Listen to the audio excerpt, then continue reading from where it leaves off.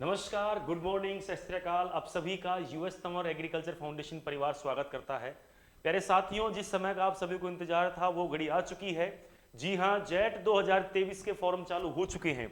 जैसा कि आप स्क्रीन पे देख रहे हैं, जॉइंट एंट्रेंस टेस्ट 2023 के फॉर्म स्टार्ट हो चुके हैं। ये जो हम आपकी स्क्रीन पे दिखा रहे हैं बच्चों, ये जो प्रोग्राम है ये अंडर ग्रेजुएट वाले बच्चों का है, अर्थात जो बच्चे 12वीं के पास करने के पश्चात एग्जाम देंगे उन सभी बच्चों का ये हमने स्क्रीन पे प्रोजेक्ट लगाया है। देखिए, admission to undergraduate programmes, it means जो बच्चे यूजी के लिए एलिजिबल हैं, अर्थात जिन बच्चों ने 12th की एग्जाम या तो पास कर ली है या फिर अपेयरिंग में है, अर्थात जो अभी देने वाले हैं, जिन्होंने या तो 12वीं की परीक्षा उत्तीर्ण कर ली है या फिर जो 12वीं की परीक्षा अभी देने वाले हैं, वो सभी बच्चे इस परीक्षा के लिए योग्य हैं। तो प्यारे बच्चों, जेट के फॉर्म स्टार्ट हो चुके हैं। इसके अंदर और क्या क्या जानकारी है वो मैं आपको बताऊंगा। जैसा कि आप सभी काफी समय से चिंतित थे कि सब जेट के फॉर्म कब चालू होंगे, जेट के फॉर्म की फीस क्या रहेगी, हम जेट के फॉर्म कहां से भरें, तो ये समस्त जो जानकारियां हैं वो मैं आपको आज स्क्रीन पे देने वाला हूं। सभी बच्चे ध्यान से देखें और इसको थोड़ा ऑब्जर्व करें। मेरे बच्चों, आपके लिए है सब चीजें। ये जनरल गाइडलाइंस, सामान्य जानकारी आपको यहां दी जा रही है कि आप किस किस के फॉर्म यहां भर सकते हैं, किस किस के लिए आप पात्र हैं। सभी बच्चों से रिक्वेस्ट है कि इसको ढंग से समझें, क्योंकि देखो, आप कितनी अच्छी आप तैयारी करो, आपने अगर फॉर्म फिलअप करने में अगर गलती कर दी तो ये मान लेना आप उस जंग से पहले ही बाहर हो चुके हैं। समझ गए ना? सही जंग में आप तैयारी कर रहे हैं, अच्छी आपने प्रिपरेशन की है, अच्छे आपने ऑब्जेक्टिव सॉल्व किए हैं, आपका स्टडी मटेरियल बहुत अच्छा है, कंटेंट बहुत आपने सॉलिड तैयार किया है, लेकिन गलत फॉर्म भरने की वजह से आप किसी अलग कॉलेज में जा सकते हैं, किसी अलग कोर्स में प्रवेश ले सकते हैं। तो आपको ऐसा नहीं करना। जिस कोर्स की आप तैयारी कर रहे हैं उसी का आपको फॉर्म भरना है। तो इसलिए मैं आपको ये डिटेल से समझा रहा हूं। हम लोग यहाँ जेट का जो गाइडलाइन है उसका डिटेल सॉल्यूशन आपके सामने देने जा रहे हैं। देखिए प्यारे बच्चों, आप यहाँ किस किस के लिए पात्र हैं सभी बच्चे। एडमिशन टू, सबसे पहले बीएससी ऑनर्स एग्रीकल्चर। पहला एडमिशन कौन सा प्यारे बच्चों? पहला सब्जेक्ट है बीएससी ऑनर्स एग्रीकल्चर। दूसरा सब्जेक्ट आपके पास में है बीएससी ऑनर्स हॉर्टिकल्चर। दूसरा कौन सा है? हॉर्टिकल्चर। इसके बारे में मैं बताऊंगा आपको मैंने बजट में बताया था कि हॉर्टिकल्चर की नई कॉलेज कहां पे डाल दी गई है? रारी दुर्गापुरा के अंतर्गत डाल दी गई है। मैंने आपको बजट में बताया था, आप देख लीजिए। नेक्स्ट, बीएससी ऑनर्स फॉरेस्ट्री, जो उद्यान विज्ञान से बच्चे करते हैं। BSc honours food nutrition and dietetics. BSc honours communication science and home science. Next, BSc BFSc fishery science. ये बैचलर ऑफ फिशरी साइंस है। कौन सी बेटे हो? Bachelor of fishery science. Next, BTech किस किस के लिए? डेयरी टेक्नोलॉजी के लिए, और दूसरा बीटेक है फूड टेक्नोलॉजी के लिए। तो ये आपके पास में 1 2 3 4 5 6 7 8 यूजी के 8 जो सब्जेक्ट हैं, ये फिर ये कह सकते हैं कि यूजी की जो आपके सामने 8 जो कोर्स हैं, इन 8 कोर्स की आपकी एग्जाम इस बार जेट लेने वाला है। ये जो 8 कोर्स हैं आपके, इन 8 कोर्स की आप इस बार जेट की एग्जाम दोगे। कितने कोर्स की प्यारे बच्चों? 8 कोर्सों की। और इसमें एक खास बात यह कि जो पेपर रहेगा उस पेपर में 8 के 8 सब्जेक्टों के पेपर आपको प्रश्न मिलने वाले हैं। आप ये समझिए इसको। ऐसा नहीं कि जैसे साहब आप बीएससी एग्रीकल्चर का फॉर्म भर रहे हैं ऑनर्स का और आपको उसमें ये 7 सब्जेक्ट पेपर नहीं मिलेंगे, नहीं। ये सभी 8 के 8 सब्जेक्ट के जो पेपर हैं ये एक पेपर में ही आएंगे। आपको ये थोड़ा सा छांट के देखना है कि इसमें एग्रीकल्चर के कौन से हैं और अपने हॉर्टिकल्चर के कौन से हैं, फॉरेस्ट्री के कौन से हैं, फिर अदर क्वेश्चन कौन से हैं। तो पहले आपको निर्धारण ये करना है कि आप किस कोर्स के लिए पात्र हैं। पहली चीज कि आप कौन से कोर्स के लिए एलिजिबल है। अब जिन लोगों ने 12वीं कक्षा किससे उत्तीर्ण की है? एग्रीकल्चर से। जो सभी बच्चे 12th एग्रीकल्चर से हैं, किससे हैं? एग्रीकल्चर से, वो बच्चे बीएससी एग्रीकल्चर के लिए एलिजिबल हैं, बीएससी हॉर्टिकल्चर के लिए एलिजिबल हैं, बीएससी फॉरेस्ट्री के लिए एलिजिबल हैं। किसके लिए? फॉरेस्ट्री के लिए। जिन बच्चों के पास 12वीं क्लास में क्या है? होम साइंस है। क्या है प्यारे बच्चों? Home science. वो किसके लिए एलिजिबल हैं? बीएससी ऑनर्स कम्युनिकेशन साइंस या होम साइंस। आपके पास 12वीं में ये सब्जेक्ट होना बहुत जरूरी है, कम्युनिकेशन साइंस या होम साइंस। जिन लोगों के पास 12वीं में साइंस है, क्या है बेटे? बायोलॉजी है। क्या है प्यारे बच्चों? बायोलॉजी। वो बच्चे बीएफएससी के लिए फॉर्म भर सकते हैं। ये जो कोर्स है आपको मैंने बताया था, एग्रीकल्चर हॉर्टिकल्चर फॉरेस्ट्री, इनमें बीएससी जो बच्चा करेगा उसके पास 12वीं एग्रीकल्चर से हो या 12वीं किससे पास हो, बायोलॉजी से पास हो, वो बच्चा भी इनमें एडमिशन ले सकता है। जो बीटेक वाले जो कोर्स हैं इनके में जिन बच्चों के पास 12th में क्या है, मैथमेटिक्स है, मेरे बच्चों जिनके पास 12th में क्या है, मैथमेटिक्स, वो बच्चे इन 2 कोर्स के लिए ही पात्र हैं। कौन से कोर्स के लिए, इन 2 कोर्स के लिए। दोबारा इसको ढंग से समझे आप एक बार, चलिए एक बार देखना प्यारे बच्चों, जल्दी जल्दी इसको देख लो। ठीक, ये जो 2 कोर्स हैं इनमें कौन सा बच्चा फॉर्म अप्लाई करे, जिनके पास 12th में क्या है, साइंस मैथ है, जिनके पास 12वीं साइंस मैथ है वो बच्चे इन्हीं फॉर्म को भरे। आपसे कोर्स मांगा जाएगा जब आप फॉर्म फिलअप करेंगे तो आप कौन से कोर्स के लिए आप अप्लाई कर रहे हैं, तो उनमें इन कोर्सों का ध्यान रखना है। पहले आपको चीज मेन ये देनी है, जो बच्चे 12वीं एग्रीकल्चर के हैं वो सारे बच्चे घबराए नहीं, वो सभी बच्चे ध्यान रखें कि उनको कौन सा कोर्स अप्लाई करना है। वो सभी बच्चे 12वीं एग्रीकल्चर के बच्चे इन कोर्स के लिए अप्लाई कर सकते हैं। कौन से कोर्स के लिए, BSc honours, BSc horticulture, BSc forestry. हालांकि और भी कोर्सेज हैं लेकिन यहाँ अपने राजस्थान में कोर्स अवेलेबल नहीं है, वो आपको आईसीआर के संदर्भ में मिलेंगे। बाकी के जो कोर्स है आप देख लेना अपने हिसाब से, आप पढ़ते रहना, किसी को कोई समझ में नहीं आए तो आप कमेंट बॉक्स में पूछ लेना, क्योंकि समय हमारे पास कम है, थोड़ा सा आप इसको देखते रहें। तो ये इस बार जो जेट की जो एग्जाम ले रही है वो एग्जाम कौन कंडक्ट करवा रहा है प्यारे बच्चों, इस बार भी जेट का पेपर एग्रीकल्चर यूनिवर्सिटी जोधपुर। कौन सा बेटा, जोधपुर, जो कहां पे स्थित है, राजस्थान में स्थित है। कहां पे स्थित है, राजस्थान में स्थित है। इस बार जेट की परीक्षा का आयोजन जोधपुर कृषि विश्वविद्यालय करवा रहा है। पुराने में भी इसी ने करवाया था, जो 2023 का जो 22 का सेशन था उसमें भी इसी ने करवाया था, 23 में भी यही करवा रहा है। अब यहाँ पे इंपॉर्टेंट जो बात है वो ये है कि जेट के फॉर्म जमा कराने की अंतिम तिथि, फॉर्म जमा कराने की अंतिम तिथि कितनी है, 27 मार्च। क्या बेटे, 27 मार्च। इसको आप छाप लो ऐसे के ऐसे बच्चों, इसको किताब में छाप लो। ऑनलाइन आवेदन जमा कराने की अंतिम तिथि, कौन सी तिथि, अंतिम तिथि क्या है, 27 मार्च 2023 है प्यारे बच्चों। और आपका जो जेट का पेपर है वो कब लगेगा, जेट प्रवेश परीक्षा की जो तिथि है वो कितनी है, 14 मई है। कितनी बेटे हो, 14 मई। जी हाँ, मैंने देखा था यूट्यूब पे कहीं डाल रखी है कि एग्जाम डेट आगे खिसक गई है, ये है वो है, ऐसा नहीं है बेटे, अभी एग्जाम डेट फिक्स है, 14 मई को ही पेपर लगेगा। अब इसमें देखने वाली बात क्या है, देखने वाली बात इसमें यह है कि अब से पहले क्या होता था कि 12वीं की परीक्षा लगने के पश्चात तक जेट के फॉर्म चलते थे। कई बच्चों का ये रहता था सर हम 12वीं की परीक्षा देने के बाद फॉर्म भर लेंगे। इस बार ऐसा नहीं है, आपकी जो 12th की परीक्षा है, किसकी प्यारे बच्चों, इस बार आपकी जो 12th बोर्ड की परीक्षा है, 12th बोर्ड की जो परीक्षा है वो कब से है, वो आपकी 22 मार्च से स्टार्ट है। कब से स्टार्ट है प्यारे बच्चों, 22 मार्च से। और जेट की आवेदन की अंतिम तिथि क्या है, 27 मार्च। जेट की जो एंडिंग डेट है, अंतिम तारीख है, वो क्या है, 27 मार्च है। तो आपको ये ध्यान रखना है, आप ये नहीं सोचे कि आपका 12वीं बोर्ड का जो पेपर है वो 6 अप्रैल को फ्री हो रहा है कि हम 12वीं बोर्ड के पेपर के बाद फॉर्म भर लेंगे, ऐसा नहीं है। आप जब तक फॉर्म भरने के लेट तक जाओगे तब तक तो डेट इसकी निकल चुकी होगी। तो प्यारे बच्चों, अंतिम दिनांक का वेट नहीं करें, समय रहते फॉर्म भर लें। एग्जाम की फॉर्म भरने की लास्ट डेट क्या रखी है, 27 मार्च। और एक बात, ये डेट बढ़ेगी नहीं है। जिन बच्चों को लग रहा है ना डेट बढ़ जाएगी, ये बढ़ने वाली नहीं है। पहले जब बढ़ी थी तो उस समय परिस्थितियां कुछ अलग थी, इस बार ऐसा नहीं है। एग्जाम डेट और फॉर्म डेट वही रहने वाली है जो प्रस्तावित हो चुकी है, ठीक है ना। तो अंतिम तिथि आप देख चुके हैं, फॉर्म भरने की डेट आप देख चुके हैं। चलिए अब कुछ यहाँ पे आपके कुछ बेसिक इंस्ट्रक्शन है वो आप देखें एक बार। आपके जो फॉर्म आप भरेंगे, फॉर्म भरते समय आपको किस वेबसाइट से फॉर्म भरना है, तो बेटे ये फॉर्म भरने की वेबसाइट है। इसको आप ऐसे की ऐसे छाप ले अपनी किताब में, किसमें, अपनी किताब में, इसको आप ऐसे कैसे छाप ले प्यारे बच्चों। इसका ध्यान रखें कि किस साइट से हमको फॉर्म भरना है, इसको ऐसे कैसे छापना है। किसको देख लो, आप लिख लीजिए www.jetauj2023.com। ये जेट के फॉर्म भरने की वेबसाइट है। इसी वेबसाइट से आपको फॉर्म भरनी है। आप जब ई-मित्र वाले के पास में जाएं तो उससे कहें कि हमारे जेट के फॉर्म इस वेबसाइट से भरें, इसी से ही फॉर्म भरना है, किसी और से फॉर्म नहीं भरना। क्योंकि आप गूगल पे जाएंगे तो बहुत सारी वेबसाइट दिखती हैं, फेक वेबसाइट बनी हुई है काफी सारी, तो आप उन पे आपको नहीं जाना है। ऑथेंटिक वेबसाइट है वो ये है।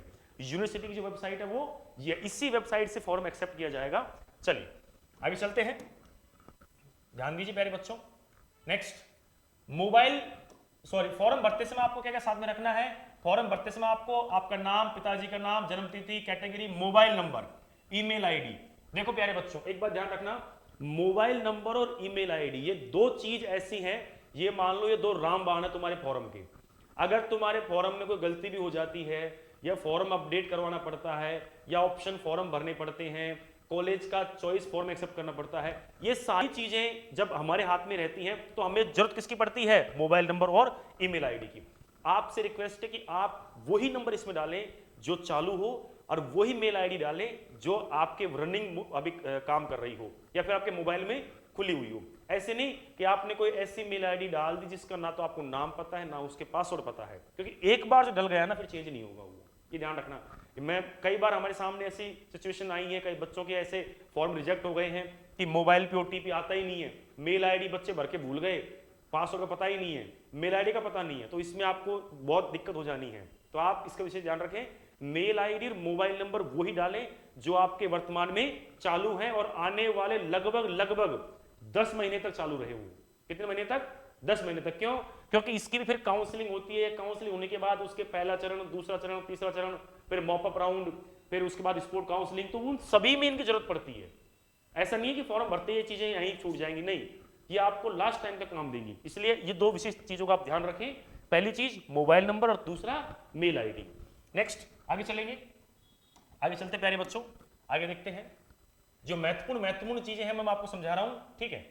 इसमें आप देखेंगे form deposition application form fees. Form भरते समय आपका शुल्क क्या लगेगा, ये फिर कह सकते हैं प्रार्थना पत्र शुल्क जमा कराना, ठीक है।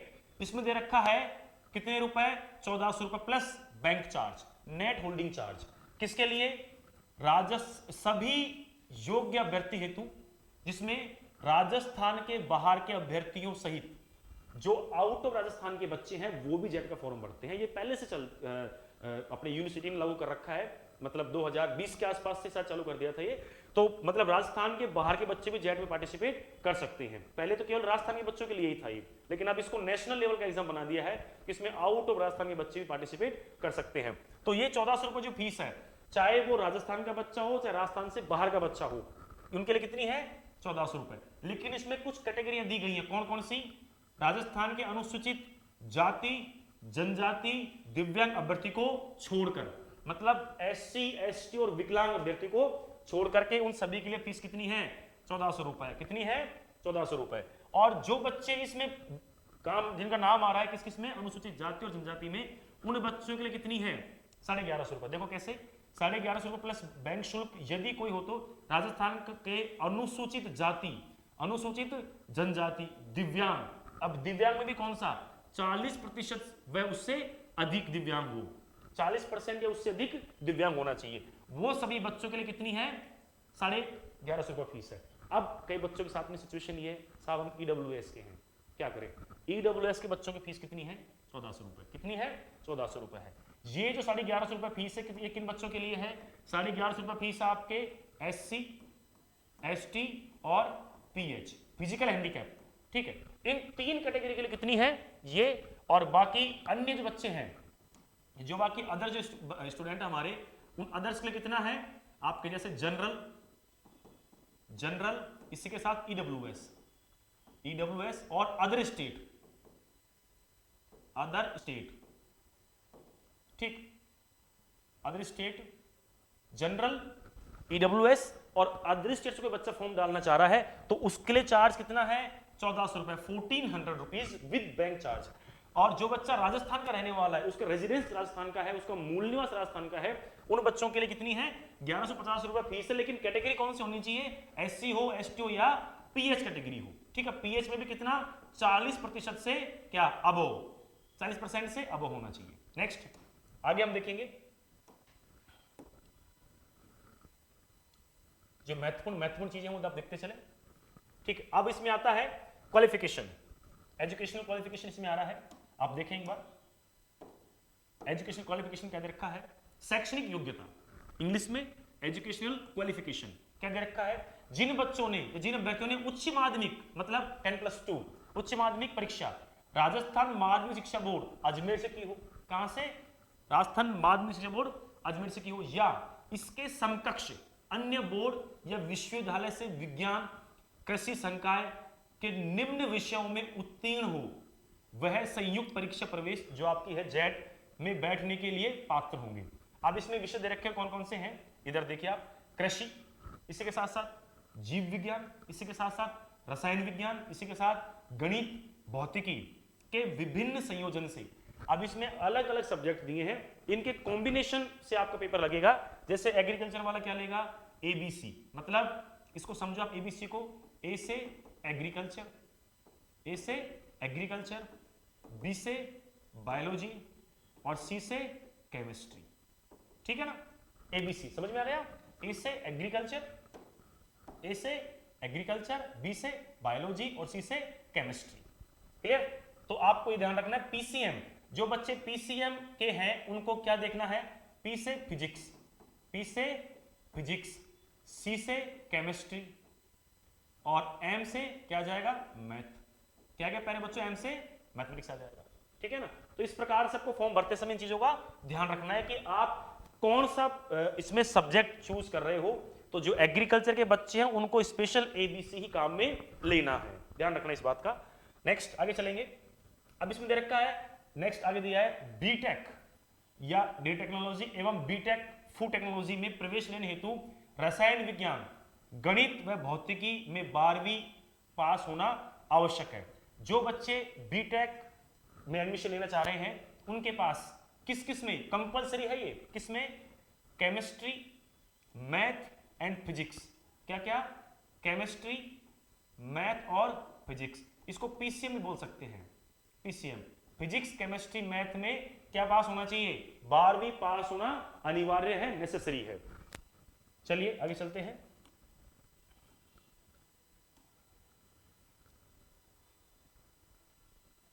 अब इसमें दे रखा है और चीज देखो, काम की चीज क्या है, संयुक्त परीक्षा के माध्यम से प्रवेश लेने अभ्यर्थी 12वीं कक्षा में कम से कम 50% अंक आना आवश्यक है। आपकी 12वीं में 50% प्रतिशत होनी बहुत जरूरी है, ठीक है। इसके साथ साथ इसमें जो आरक्षित वर्ग है, रिजर्वेशन जो कैटेगरी है, जैसे SC ST या अन्य पिछड़ा वर्ग EWS, ठीक है, जिसमें नॉन क्रीमिलियर आपके OBC, ठीक है, EWS वर्ग या ज्यादा पिछड़ा वर्ग, इनके लिए कितनी छूट है, 5% की छूट है। मतलब जो सामान्य बच्चा है, जो जनरल का बच्चा है, उसके लिए तो 12वीं में कितना % होना चाहिए, 50, और बाकी के जो रिजर्वेशन कैटेगरियां हैं उन सभी के लिए कितना होना चाहिए, रिजर्व कैटेगरी के लिए, जो रिजर्व कैटेगरियां हैं उनके लिए होना चाहिए 45%। किसमें होनी चाहिए, 45% 12th में होनी चाहिए, किसमें, 12th में होनी चाहिए, 12वीं में होनी चाहिए। नेक्स्ट आगे चलेंगे, आगे देखिए बच्चों, ठीक है, जो उम्मीदवार किसी भी उपरोक्त अर्हता में सम्मिलित हुए हैं और जिनके पास परिणाम संयुक्त प्रवेश परीक्षा के शुल्क होने से पहले घोषित नहीं हुए, उनको अस्थायी रूप से संयुक्त प्रवेश परीक्षा में बैठने की अनुमति दी जाएगी। परंतु ये परंतु, किंतु, लेकिन, यही तो बिगाड़ते हैं खेल। परंतु विकल्प फॉर्म भरते समय 12वीं 10+2 कक्षा की सभी विषयों में उत्तीर्ण की अंक तालिका या परिणाम आना जरूरी है और अंक तालिका को महाविद्यालय में रिपोर्टिंग के समय जमा कराना होगा। ये देखिए काम की बात कि आप फॉर्म तो भर सकते हैं जो आप 12वीं की परीक्षा देंगे, लेकिन जब आपका जेट का रिजल्ट आ जाएगा, किसका, जेट का रिजल्ट आने के बाद जेट की काउंसलिंग होती है, उस काउंसलिंग तक आपके 12वीं परीक्षा का परिणाम आना जरूरी है। ये तो परिणाम आ जाए, परिणाम आ गया हो तो मार्कशीट आ जाए, ठीक है। और जब आपको कॉलेज मिल गई, जैसे आपको कॉलेज मिल गई है, तो कॉलेज में आप जाओ तब रिपोर्टिंग के समय आपके पास में 12वीं की अंक तालिका की हार्ड कॉपी होना जरूरी है, अति आवश्यक है। चलिए नेक्स्ट आगे देखते हैं। अब इसमें एज का इशू दे रखा है, एज फैक्टर, जी हाँ एज फैक्टर है। देखिए उम्र दे रखी है, जिनकी अधिकतम उम्र 1/1/23 तक कितनी हो, 25 वर्ष से अधिक नहीं हो, कितनी, 1/1/23 तक 25 वर्ष से अधिक नहीं हो। या फिर दूसरी भाषा में ये समझो कि जिन अभ्यर्थियों का जन्म 1/1/98 से पहले हुआ है, वो परीक्षा में नहीं बैठ सकेंगे। जिन अभ्यर्थियों का जन्म 1/1/98 से पहले हुआ है वो परीक्षा में नहीं बैठ पाएंगे। मतलब जिनका जन्म 1/1/98 से क्या हुआ हो पहले, तो पहले कौन सी सन आएगी 97, उससे पहले 96, उससे पहले 95, उससे पहले 94, उससे पहले 93, उससे पहले 92। मतलब इसके ऊपर की तरफ जिनका जन्म हुआ है वो इसमें फॉर्म नहीं भर सकते।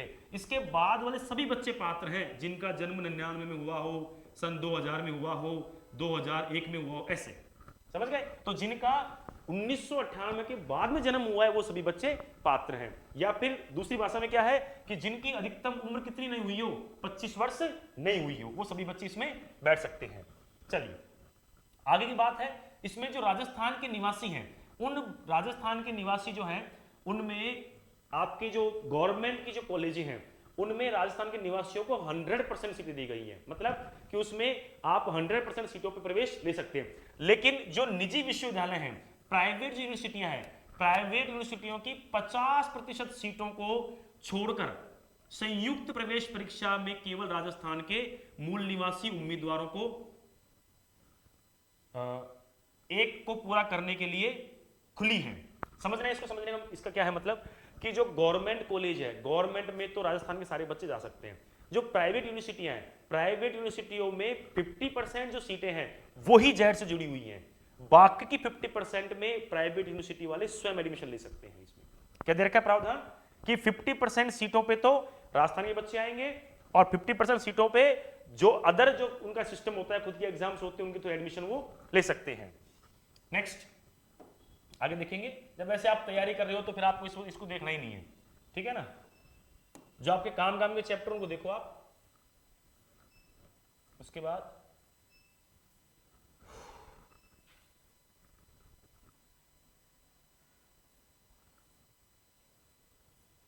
इनको आप देख लेना अपने हिसाब से, है ना। पीडीएफ हम लोग आपके इसमें डाल देंगे डिस्क्रिप्शन लिंक में, वहां से आप इसको बेटे प्राप्त कर लेना। चलिए प्यारे बच्चों, अब आपकी दूसरी काम की चीज क्या आती है वो देखो आप एक बार, है ना। हम तो हमारे काम की चीज बताएंगे, फालतू चीज से मतलब क्या है। बस तो बहुत कुछ लिखा हुआ है इसमें, लेकिन सारा कुछ पढ़ने का थोड़ी होता है, कुछ चीजें छोड़ने की भी होती है। प्रवेश परीक्षा कार्यक्रम, शेड्यूल एग्जामिनेशन। इस एग्जामिनेशन का शेड्यूल क्या है, परीक्षा किस प्रकार से होगी, क्या रहेगा सिस्टम, वो देखो आप एक बार। परीक्षा जेड परीक्षा का समय 11 बजे से दोपहर 1 बजे तक है। टाइम क्या है मेरे बच्चों, इसका समय है सुबह 11 बजे से दोपहर 1 बजे तक का इसका आपका समय है।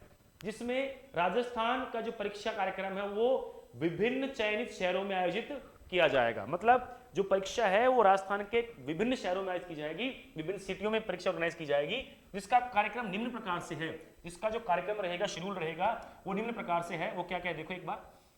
परीक्षा जो है वो सुबह 9:30 बजे से 10 बजे तक आपका प्रवेश रहेगा। परीक्षा केंद्र पर प्रवेश का समय, मतलब आप एग्जाम सेंटर पर जो प्रवेश करेंगे ना, वो 9:30 से 10:30 के बीच में करना पड़ेगा आपको। ये नहीं कि आप 11 बजे से पेपर है और 11:15 बजे जा रहे हैं, अलाउ नहीं करेंगे, ये ध्यान रखना बिल्कुल। 9:30 से 10:30 बजे, 10:30 बजे तो राइट गेट बंद हो जाएगा, 10:30 पे गेट लॉक हो जाएगा। जो बच्चे रह गए वो रह गए, अंदर के अंदर बाहर के बाहर। और बिल्कुल सख्ती से मानिए इस बात को, आप बिल्कुल करंट मान के चले। ऐसे नहीं कि साहब अलाउ कर देंगे, मरे नहीं करे अलाउ। वो तुमने देखा है रीट के पेपर में क्या हुआ था, आजकल वो सिस्टम नहीं है, रूल इज रूल, ठीक है। 9:30 से 10:30 के बीच में आपको प्रवेश लेना अनिवार्य है। अगर आप नहीं ले पाते हैं, बाहर रह गए तो बाहर ही रहेंगे। चलिए नेक्स्ट, आपकी परीक्षा कब से शुरू होगी, आपकी परीक्षा 11 बजे से शुरू हो जाएगी और कब तक रहेगी, समाप्ति का समय दोपहर 1 बजे तक का रहेगा। कितना, 1 बजे तक का रहेगा। नेक्स्ट आगे देख लेते हैं और कोई काम की चीज है तो आपकी। चलिए इसमें आपको परीक्षा के दिन परीक्षार्थियों को सुबह 9:30 बजे, कब 9:30 बजे परीक्षा केंद्र में दरवाजे खोले जाएंगे एवं परीक्षा प्रारंभ होने के 30 मिनट पूर्व अर्थात सुबह 10:30 बजे बंद कर दिए जाएंगे। जो गेट है मैं बता चुका आपको, 9:30 बजे खुलेंगे, 10:30 बजे बंद हो जाएंगे, ठीक।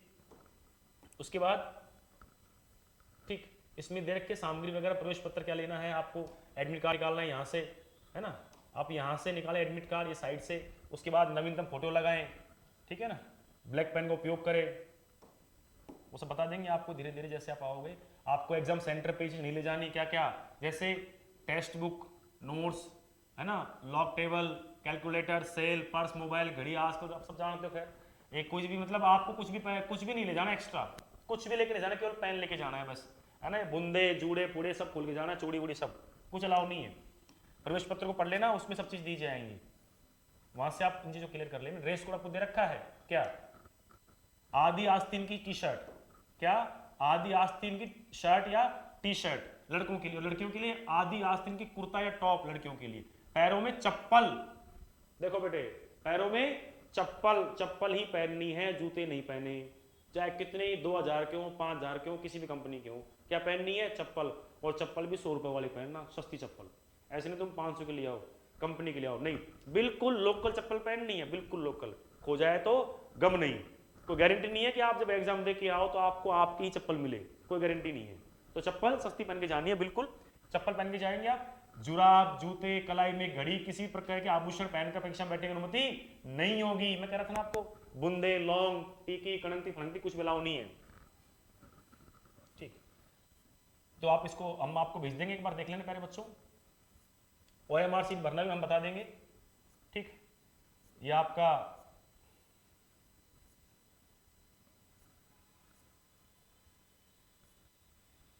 सिलेबस के आधार पे मैं एक अलग से वीडियो बना के डाल दूंगा। अभी तो आपका फॉर्म का मेन है कि आपके फॉर्म चालू हो चुके हैं, सभी बच्चे फॉर्म भरें, समय रहते ही फॉर्म भर दें, क्योंकि एक बार समय निकल गया तो फिर ध्यान रखना फिर दोबारा चालू नहीं होंगे फॉर्म। ये आपको ये डेट ये मेन है, ठीक है, ये आपके लिए मेन है, इसलिए मैंने इसको यहाँ पे लिया है। देखो आपके नोटिफिकेशन की डेट 18 तारीख निकल चुकी है, ठीक है। फॉर्म भरने की डेट, आवेदन माध्यम करने की जो डेट है वो क्या है, 20/2/23 से माध्यम चालू हो रहे फॉर्म। और लास्ट डेट फॉर्म भरने की क्या है, लास्ट डेट कितनी है, 27/3, कब, रात को 12 बजे तक, 27/3 तक रात को 12 बजे तक भर सकते हैं। और ठीक है, आप इसको देखेंगे एक बार ढंग से देखें। चलिए, आपकी जो नोटिफिकेशन की डेट थी वो बता चुका आपको कितनी है, 18 को आया है। आवेदन कब से चालू हो रहे हैं आपके, फॉर्म 20 से हो चुके हैं। और इसकी जो लास्ट डेट है फॉर्म भरने की, जो अंतिम तिथि है, इसका विशेष ध्यान रखें लास्ट डेट का। मैं फिर कह रहा हूं ये डेट आपके लिए टेंटेटिव है, मेन आपकी काम की चीज है 27/3/23 को है। कब, रात को कितने बजे तक, रात को 12 बजे तक। कितने बजे तक, 12 बजे तक आपको फॉर्म भरना है। दिन कौन सा रहेगा, सोमवार। कौन सा, सोमवार। आपकी फॉर्म भरने की जो लास्ट डेट है, कौन सी डेट के साथ, लेट फीस के साथ। किसके साथ, ये देखो लेट फीस, लेट फीस के साथ आप फॉर्म, लेट फीस के साथ जो भी रहेगी 500 रुपए, कब तक जमा करा सकते हैं, 30/3 रात को 12 बजे तक, 30/3 रात को 12 बजे तक। फिर आप फॉर्म में सुधार कब तक कर सकते हैं, ऑनलाइन एडिटिंग, जो एडिटिंग रहेगी उसकी लास्ट डेट क्या रहेगी प्यारे बच्चों, एडिट की रहेगी 3/4, मतलब 3 अप्रैल 2023 रात को 12 बजे तक।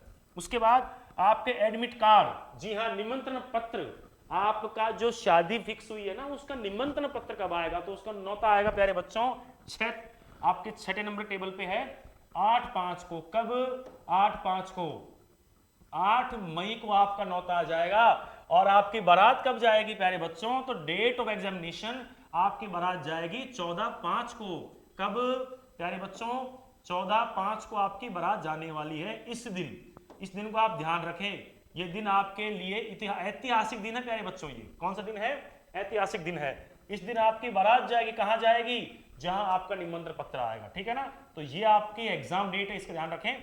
उसके बाद आपकी OMR शीट डलेगी, OMR शीट के साथ आंसर की, ये रहा आपके display OMR sheet. And answer की कब आएगी, 19 तारीख को। कब आएगी प्यारे बच्चों, 19 तारीख को, फ्राइडे है। उसके बाद अगर किसी को इसमें ऑब्जेक्शन लगाना है तो ऑब्जेक्शन की डेट है 22/5 रात को 12 बजे तक, इसमें आप ऑब्जेक्शन लगा सकते हैं। उसके बाद जी हाँ, अब आ जाओ दूसरे काम की चीज, कौन सी, डिक्लेरेशन रिजल्ट। आपको क्या क्या मिला, ठीक है ना, आपको क्या क्या मिला वो कब निकलेगा, 31/5 को। आप मई जाते जाते आपको रिजल्ट भी देके जाएंगे कि चलो तुम अब जी मिली, अब तुम्हारा परिणाम देखो, अब तुम तुम्हारा रिजल्ट देखो। तो ये आपके लिए बहुत अच्छा दिन होने वाला है। इस दिन आप बारात में गए, इस दिन अब आप सभी को ये दिखाओगे कि हमने तैयारी की है, हम एग्रीकल्चर में आगे जाने वाले हैं, अब हम रुकने वाले नहीं हैं। आप इस दिन इस दिन का ध्यान रखें 31/5 का। आपको जो मेहनत करनी है ना, इस 31/5 को ध्यान में रख के करनी है कि हम जब 31/5 को हमारे रिजल्ट आए तो हमारा सिर, हमारे माता पिता का सिर जो है फक्र से ऊंचा होना चाहिए, संस्था के जो टीचर उनका सब फक्र से ऊंचा होना चाहिए, सब गर्वान्वित महसूस करें कि हमने इस बच्चे को पढ़ाया है। ये नहीं कि ये बच्चा हमारा है, नहीं, हमने इस बच्चे को पढ़ाया है, सब यही कहें आपसे। तो प्यारे बच्चों, ये शॉर्ट में डिस्क्रिप्शन था जो मैं आपको दे चुका हूं। इसके साथ और भी इसमें डेट्स हैं, वो आपको धीरे धीरे पता चल जाएंगी। ठीक है, तो उम्मीद करता हूं कि आप इसको समझ पाए होंगे। अगर किसी को कोई इश्यू आता है, किसी को कोई प्रॉब्लम हो, जैसे कई बार होता है किसी के जैसे पेमेंट फेल हो गया, या किसी का रजिस्ट्रेशन कैंसिल हो गया, या किसी का फॉर्म फिलअप होने के बाद साइट अचानक से बंद हो गई, साइट हैंग हो रही है, पेमेंट होने के बाद फॉर्म में शो नहीं हो रहा, काफी समस्याएं आती फॉर्म भरते समय, तो आप इस वाले कॉलम को ध्यान रखें, इस कॉलम को। यह आपके कॉन्टेक्ट नंबर है, इन नंबर पे आपको फोन करना है। ठीक है, टाइम क्या दे रखा है, 10 से शाम को 5 बजे तक। और अगर आप इसमें बैंक से कोई रिलेटेड इश्यू है, जैसे पेमेंट फेल्ड हो गया या पेमेंट सक्सेस होने के बाद पेमेंट कट गया हमारे जेब से और उसमें फॉर्म में नहीं पहुंचा, तो उस समय बैंक से संबंधित अगर आपको कंसल्ट करना है तो उसके लिए ये नंबर है। और अगर आपको किसी मेल बैंक को मेल आईडी भेजनी तो ये बैंक की मेल आईडी है। तो प्यारे बच्चों, उम्मीद करता हूं आपके समझ में आया होगा और आपने इसको बखूबी तरीके से समझा होगा प्यारे बच्चों। और हम लोग आपकी सेवा में तत्पर हैं। जब से हम लोग एग्रीकल्चर इंस्टीट्यूट हमने चालू किया है, तब से हम लोग समय समय पे आपको इन्फॉर्मेशन देते रहे हैं। तो उम्मीद करता हूं प्यारे बच्चे आप लोग सेटिस्फाई हुए होंगे और इसको ध्यान में रखेंगे। तो प्यारे साथियों, आज का सेशन हम लोगों ने इसलिए आपको भेजा है, आप इस क्लास को ढंग से देखें, ध्यान से देखें। फिर भी कोई दिक्कत आती है तो मोबाइल नंबर आपके पास स्क्रीन में मिल जाएंगे, उन पे आप संपर्क कर सकते हैं। तो दोस्तों, आज के लिए इतना ही, फिर मिलूंगा एक नई अपडेट के साथ। तब तक के लिए थैंक यू, शुभ दिन, गुड लक।